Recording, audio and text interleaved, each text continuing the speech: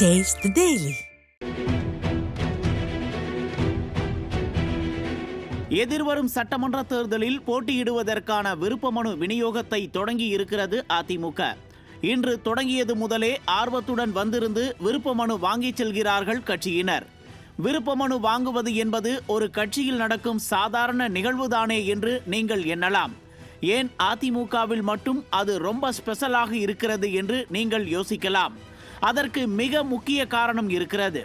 வேறு எந்த கட்சியிலும் இல்லாத அளவுக்கு யார் எப்போது வேண்டுமானாலும் எந்த பொறுப்பிற்கும் வரலாம் என்ற கொள்கையே அதிமுகவை இன்று வரை தனித்துவமான கட்சியாக மக்கள் மத்தியில் நிலைத்து நிற்க வைத்திருக்கிறது. ஆம், கடைக்கோடியில் அதிமுகவிற்காக போஸ்டர் ஒட்டுவோர் முதல் கொடி பிடித்து கோஷம் போடுவோர் வரை யார் வேண்டுமானாலும் திடீரென்று எம்பி, எம்எல்ஏ, அமைச்சர், முதலமைச்சர் வரை ஆகக்கூடிய நிலை அதிமுகவில் தான் இருக்கிறது. அதற்காகவே அதிமுகவில் விருப்ப மனு வாங்குவது என்பது மிகப்பெரிய திருவிழாதான். ஆனால் திமுகவில் நிலைமையே வேறு. சம்பிரதாயத்திற்கு நடக்கும் நிகழ்வுதான் இந்த விருப்ப மனு வாங்குவது. சரி, விஷயத்துக்கு வருவோம். இதில் என்ன அதிமுகவின் வியூகம் இருக்கிறது என்று இப்போது உங்கள் மனங்களில் கேள்வி எழலாம். நியாயம்தான். வரும் சட்டமன்ற தேர்தலில் அதிமுகவின் வெற்றிக்கான வியூகங்களை வகுத்து செயல்பட்டு கொண்டிருக்கிறார்கள் கட்சிக்காரர்கள்.